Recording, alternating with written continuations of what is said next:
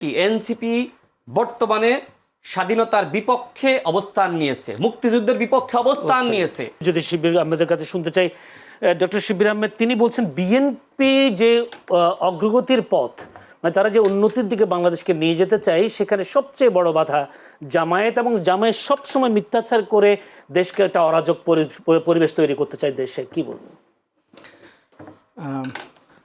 আপনি তো রাশেদ ভাইকে প্রশ্ন করেছিলেন সরকারের মূল্যায়ন করার জন্য, তো আমি ভাবছিলাম আমি মূল্যায়ন করেছি, প্রতিদিনই করি। আমি ভাবছিলাম রাশেদ ভাই সরকারকে হয়তো একটা গ্রেডিং করবে যে আমি এত পার্সেন্ট মূল্যায়ন করি, যে সফল অথবা ব্যর্থ। কিন্তু রাশেদ ভাই শুরু করলেন বিরোধী দলকে গ্রেডিং করে। তো আমি তো একটু ভাবলাম যে আজকে কি রাশেদ ভাই বিরোধী দলকে অদক্ষ অযোগ্য তিনি রাশেদ ভাই মানে রাশেদ ভাইয়ের কাছে প্রশ্ন ছিল সরকারকে মূল্যায়নের, রাশেদ ভাই মূল্যায়ন করছেন বিরোধী দলের, বিরোধী দলকে গ্রেডিং করতেছেন। যাই হোক, রাশেদ ভাইয়ের হয়তো বিরোধী দল নিয়ে আজকে অনেক প্রস্তুতি ছিল, প্রশ্নটা উল্টো হয়ে গেছে। এখন দেখেন রাশেদ ভাই অনেকগুলো কথা বললেন, এইটা অনেকটা যে ধরেন সরকার কেন পারতেছে না বা সরকার কেন কোনো কিছু করতে পারতেছে না, এটাতে সরকারের অদক্ষতা বা ব্যর্থতা এটা স্বীকার করে নেওয়ার মধ্যে যদি কোনো কিছু না পারে, আবার যেটা ভালো পারবে সেটা ভালো বলতে হবে, যেটা পারবে না সেটাতে সমালোচনা করবার জায়গাও থাকে বা স্বীকার করে নেওয়ার জায়গা থাকে যে আমাদের সময় কম হয়েছে বা পারছি না। সেটার জন্য বিরোধী দলকে দোষ দেওয়া যে অমুকের জন্য পারছি না, এইটা মানে বলিষ্ঠ সাহসী রাজনীতিবিদের কথা না আর কি, যে অমুকের কারণে আমি পারতেছি না। শেখ হাসিনাও এটা বলতো যে যত ডেভেলপমেন্ট করতে চাইতেছি শুধু বিএনপি জামাত পেছন থেকে টেনে ধরে রাখে, এরা অন্ধকারের শক্তি। শেখ হাসিনার মতো জামাত সেই একই কাজ করে। এটা একটা এক্সট্রিম মূল্যায়ন। আমি আশা করবো যে রাশেদ ভাই এটা নিয়ে চিন্তা করবেন, কারণ অনেক সময় মুখ দিয়ে বের হয়ে যায় অনেক কথা। রাশেদ ভাই হয়তো বলতে চান এক কথা, মনে মনে মুখ দিয়ে বের হয়ে যায় আরেকটা, যে জামাতের আমির আর শেখ হাসিনা একরকম। এটা রাশেদ ভাই বাসায় গিয়ে চিন্তা করলে বুঝবে যে জিনিসটা একটু হাস্যকর হয়ে গেল। যাক, আমি ওটা নিয়ে বলতে চাই না, রাশেদ ভাই বলছেন এটা। তো রাশেদ ভাই যেটা বলতেছিলেন যে আমি এটা শুরুতে বলেছি যে তারেক রহমানের জেন্টলম্যান পলিটিক্সের নিয়ে এটা রাশেদ ভাইও বলেছেন, এবং রাশেদ ভাই একটু বেশি বলতে গিয়ে বলে ফেলছেন আর কি, যে জামাতের আমিরের সহ্য হইতেছে না যে তারেক রহমান কেন আমার বাসায় আসলো। আপনি বলতেছেন আবার আমি যেতাম। জামাতের আমিরেই কিন্তু প্রথম তারেক রহমানের সাথে সৌজন্য সাক্ষাৎ করেছে লন্ডনে যখন গিয়েছিল। সো এটা তারেক রহমান শুরু করবার আগেই জামাতের আমির শুরু করছে। তো এটা বাংলাদেশের জন্য ভালো, দুই দলের দিক থেকে এই যে একে অপরের সাথে মুখ দেখাদেখি করা, সহনশীলতা। এবং জামাতের ইফতার মাহফিলে তারেক রহমানকে দাওয়াত দিয়েছেন প্রধানমন্ত্রী হিসাবে, তারেক রহমানও গিয়েছেন ওনাদের বাসায়। এবং ক্ষমতায় আসার আগেই যখন তো বোঝাই যাচ্ছে এবার সরকার দল বিরোধী দল জামাত অথবা বিএনপি হবে, সে সময়ে জামাতের আমির গিয়ে লন্ডনে গিয়ে তারেক রহমানের সাথে দেখাও করেছেন। তো এগুলো রাজনৈতিক সৌজন্যতা আমি মনে করি। তারেক রহমান তো এখন দেশে এসে দেখাচ্ছেন না, পরে করেন, অসুবিধা বলেছেন যে এটা জামাতের আগে বোঝা যাচ্ছে যে কে সরকারে যাবে কে অপোজিশনে যাবে, আপনারা জানতেন, তারপরে মানেন না কেন? কে সরকারে যাবে কে অপোজিশনে যাবে এটা বলি নাই, বলছি সরকার বা অপোজিশনে যে বিএনপি বা জামাতেই যাবে, হয় বিএনপি ক্ষমতায় যাবে জামাত বিরোধী দলে যাবে, অথবা জামাত সরকার যাবে বিএনপি বিরোধী দলে যাবে, এটাই তো বোঝা যাচ্ছিল, তাই না? মানে এটা জানা অবস্থায় তো তার মানে কি তারেক রহমান আর শফিকুর রহমান একজন সরকার প্রধান হবেন, একজন বিরোধী দলের প্রধান হবেন, যিনি হন।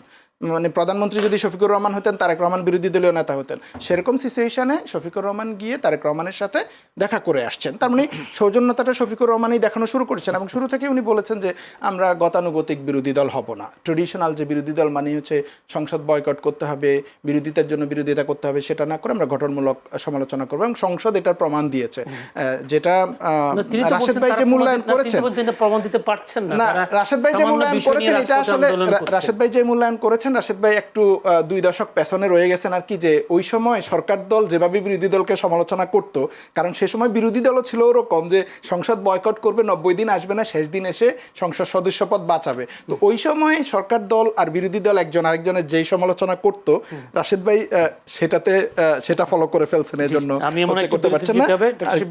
আমি একটু যেতে চাই প্রথমে আবারও রাশেদ খানের কাছে, রাশেদ খানের পরে আমি আবার শিবির আমাদের কাছে। রাশেদ খান, এই যে 3 মাসের মধ্যে আমরা যদি বলি স্বরাষ্ট্রমন্ত্রী সালাউদ্দিন আহমেদ তিনি বলেছেন, যদি বলি 23 ফেব্রুয়ারি একটা বক্তব্য তিনি বলেছেন মব কালচারের দিন শেষ বা মব কালচারটা জিরো হবে। কিন্তু আমরা দেখলাম এই 3 মাসে বেশ কয়েকটি মব হয়েছে, এবং মব করে পীর হত্যা, কুষ্টিয়া পীর হত্যার মতো ঘটনা ঘটেছে, যদি একেবারে মিরপুরে শাহ আলীর মাজারে হামলা হয়েছে, এইভাবে অসংখ্য ঘটনা। যদি বলে একবার আপনাদের দলের এক সময় রুমিন ফারহানাকে 21শে ফেব্রুয়ারিতে শহীদ মিনারে ফুল দিতে না দেওয়া, এরকম একটা মব বাংলাদেশ ব্যাংকের গভর্নরকে সরিয়ে দেওয়া মব করে অসংখ্য মবের ঘটনা ঘটেছে।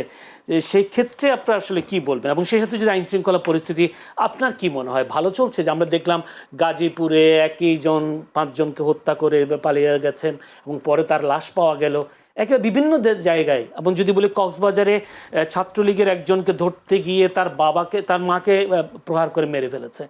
এই যে মবগুলো, এগুলোকে আইন শৃঙ্খলা পরিস্থিতির অবনতি মনে করেন কিনা? দেখেন, প্রথম আলো এবং ডেইলি স্টারের কার্যালয়ে যে হামলা, অগ্নিসংযোগ, এই ঘটনার সাথে ইন্টারিম গভর্নমেন্টের সময় এই ঘটনার সাথে শিবির জড়িত ছিল, এবং শিবিরের রাজশাহী বিশ্ববিদ্যালয় শাখার সভাপতি, সম্ভবত রাজশাহী বিশ্ববিদ্যালয়, জি সালাউদ্দিন আম্মার, না, যিনি সভাপতি অথবা ভিপি নির্বাচিত হয়েছেন, আমার অথবা রাজশাহী ইউনিভার্সিটি, না উনি না, আরেকজন যিনি ভিপি নির্বাচিত হয়েছেন, ভাই ভালো বলতে পারবেন। তিনি কিন্তু এই প্রথম আলো এবং ডেইলি স্টারের কার্যালয়ে হামলার জন্য নির্দেশনা দিয়েছিলেন। এটা নাকি আসলে আপনার ভারতের এক ধরনের জায়গা, এটি বলে এক ধরনের হামলার বৈধতা উৎপাদন করার চেষ্টা করেছিলেন। নিশ্চয়ই এই ঘটনা নিয়ে আপনি জানেন, এবং সেই সময় শিবিরের পক্ষ থেকে এই ঘটনার দায় নেওয়া হয়নি। তার মানে কি, একটা ঘটনা দিয়েই বাকিগুলো বোঝা যায় যে অন্তর্বর্তীকালীন সরকারের সময় এই মব কালচার জামাত এবং শিবির তৈরি করেছিল। ঢাকা বিশ্ববিদ্যালয়ে যতগুলো মব হয়েছে, এই যে গণ অভ্যুত্থানের একজন নেত্রী ইমি, সেও কিন্তু গণ অভ্যুত্থানে আমাদের সাথে ছিল। 2018 সালের কোটা আন্দোলনের সময় তাকে কিন্তু অ্যারেস্ট করা হয়েছিল, যে সময় আমি পুলিশের রিমান্ডে নির্যাতনের শিকার হচ্ছি। দেখেন, তাকেও কিন্তু মব করে পুলিশের হেফাজতে তুলে দেওয়া হয়েছে। এরকম অসংখ্য ঘটনা ঘটেছে, এবং এইগুলোর সাথে সরাসরি শিবির সম্পৃক্ত। তার মানে কি, আমার কাছে যেটি মনে হচ্ছে, এখনো এই মবগুলো শিবিরই করছে সরকারকে আনস্টেবল করার জন্য, যাতে করে সরকার ব্যর্থ হয়। ওই যে হুমকি দিচ্ছে না, যে আমরা চাইলে 16 দিনে তার পতন ঘটাইতে পারি, মানে বিএনপির পতন ঘটাইতে পারি। পতন ঘটানোর জন্য এই ধরনের পরিকল্পিতভাবে বিভিন্ন ঘটনা সৃষ্টি করা হচ্ছে বলে আমার কাছে মনে হয়। তথ্য আপনাদের কাছে আছে? আমি তো কয়েকটা উদাহরণ দিলামই আপনাকে। এটা তো ইন্টারিম গভর্নমেন্টের কথা দিয়েছেন। না, এই গভর্নমেন্টের সময় তো হয়েছে। যারা শিবিরের নেতারা, তারা তো ইমিকে ধরে নিয়ে থানায় দিল, এটা মব না? এই গভর্নমেন্টের সময় হয়েছে। তার মানে শিবির তার এই কার্যক্রম তারা চলমান রেখেছে, কখনো সাধারণ শিক্ষার্থী বেশে, কখনো গুপ্ত বেশে, কখনো প্রকাশ্যে, কখনো পেশার গ্রুপ হিসেবে। শিবিরের যেহেতু 4টা শাখা, যে কোনো একটা শাখাকে তারা কাজে লাগায় 4টার মধ্যে যখন যেটার প্রয়োজন হয়। মানে শিবিরের রাজনীতি দেখে আমি অবাক হয়ে যাই। তো যাই হোক, আইন শৃঙ্খলা পরিস্থিতি 4টা শাখা, আইন শৃঙ্খলা পরিস্থিতি উন্নত করার জন্য বিএনপি সরকার কাজ করছে। আমাদের মাননীয় প্রধানমন্ত্রী কয়েকদিন আগে তার একটি বক্তব্যে স্পষ্ট করেছেন, দেশ পুনর্গঠন শুধুমাত্র সরকারি দলের দায়িত্ব না, অপোজিশনকেও এক্ষেত্রে ভূমিকা রাখতে হবে। তার মানে কি, তিনি চাচ্ছেন আমাদের অপোজিশন তারা ভালোভাবে কাজ করুক। 16 বছর দেশকে দখল করে রেখেছিল আওয়ামী লীগ, এখন যদি জামাত ইসলাম একইভাবে বিএনপিকে ব্যর্থ করে দখলের চেষ্টা করে, এই দেশের কোনো পরিবর্তন হবে? নির্বাচনের মধ্য দিয়ে ক্ষমতা আসেন, আগামী নির্বাচন পর্যন্ত জামাতকে অপেক্ষা করতে হবে, এর বাইরে অন্য কোনোভাবে ক্ষমতায় আসার সুযোগ নাই। দেখেন, আরেকটু স্পষ্ট করি, জি ছোট্ট করে বলবো না, আমাকে ভাইকে পরে সময় দেন বেশি করে। দেখেন, জামাতের সাথে আপনার, আমি 5 মিনিট সময় দেন, আমি পুরোটা বলে দিই, 5 মিনিট বেশি হয়ে যাবে, একটু শুনেন। আচ্ছা, দেখেন, জামাতের সাথে জোটে গিয়ে এনসিপি তার রাজনৈতিক সতীত্ব হারিয়েছে। কেন বলছি? কারণ এনসিপি বলেছিল, যাদের 71-এর দায় আছে আমরা তাদের সাথে অন্তত জোটে যাব না। তো এই যে 71-এর দায় যাদের আছে, তাদের সাথে আপনি গিয়ে আপনি আপনার রাজনৈতিক সতীত্ব পুরোপুরি হারিয়েছেন। এছাড়া দেখেন যে এনসিপি বলেছিল, জামাত ইসলাম এদেশের স্বাধীনতা, সার্বভৌমত্ব, মানচিত্রের জন্য হুমকি। সেই জামাতের সাথে আপনারা গিয়েছেন। তার মানে কি, এনসিপি বর্তমানে স্বাধীনতার বিপক্ষে অবস্থান নিয়েছে, মুক্তিযুদ্ধের বিপক্ষে অবস্থান নিয়েছে। আপনারা বলেছিলেন এই কথাগুলো, আমরা বলি নাই। দেখেন, আমাদের যারা অপোজিশনে আছে, আমরা চাই তারা ভালো করুক, কিন্তু তারা ভালো করার নামে আজকে ইসলামকে যেভাবে দুর্বল করছে। আমরা আগে ছোটবেলায় শুনেছি, জামাত ইসলাম ভোটের সময় বলতো যে আল্লাহর আইন ও সৎলোকের শাসন চাই। এই নির্বাচনেতে এই স্লোগান আমরা শুনলাম না? তাহলে জামাত যে ইসলামকে, কারণটাই তো এটা, যে আপনি বিদেশিদের সাথে সাক্ষাৎ করছেন, সাক্ষাতের পরে আপনি বলছেন যে আমি শরিয়া আইন চাই না। কারণটাই তো ওইটা, এই যে বিদেশিদের কাছে আপনি কমিটেড, যে আপনি ক্ষমতায় গেলে শরিয়া আইন বাস্তবায়ন করবেন না। এক্ষেত্রে আমার কাছে মনে হয় জামাত এতটাই একটি লোভী দল, ক্ষমতায় যাওয়ার জন্য তারা ইসরায়েলের সাথে হাত মেলাতে প্রস্তুত রয়েছে। দেখেন অন্য জায়গায় শেষ করে দিই 1 মিনিটে, অন্য জায়গায় তাদের কিছু নেতৃবৃন্দ মানুষকে বিভ্রান্ত করছে ইসলাম নিয়ে যে আমরা একটি ইসলামিক দল। যদিও হাসনাত আব্দুল্লাহ নিজেই কিন্তু প্রশ্ন করেছিল জামাত ইসলাম কি আসলে ইসলামিক দল। আমারও একই প্রশ্ন, কারণ তারা সংসদে বলছে আবার যে আল্লাহর আইন, কোরআনের আইন এই সংসদে বাস্তবায়ন করতে হবে, আবার বিদেশিদের সাথে সাক্ষাৎ করে তারা বলছে আমরা কোথায় বলেছি শরিয়া আইন চাই। আমি আসলে কনফিউশনে পড়ে যাচ্ছি যে জামাত ইসলাম আসলে বাংলাদেশে কি রাজনীতি করতে চায়, ইসলামিক রাজনীতি নাকি মধ্যপন্থী রাজনীতি? আজকে নামের সাথে ইসলাম রেখেছে, কিন্তু এই ইসলামের নাম ভাঙিয়ে আজকে তারা মানুষকে বিভ্রান্ত করছে, ইসলামের নাম ভাঙিয়ে চাঁদাবাজি করছে।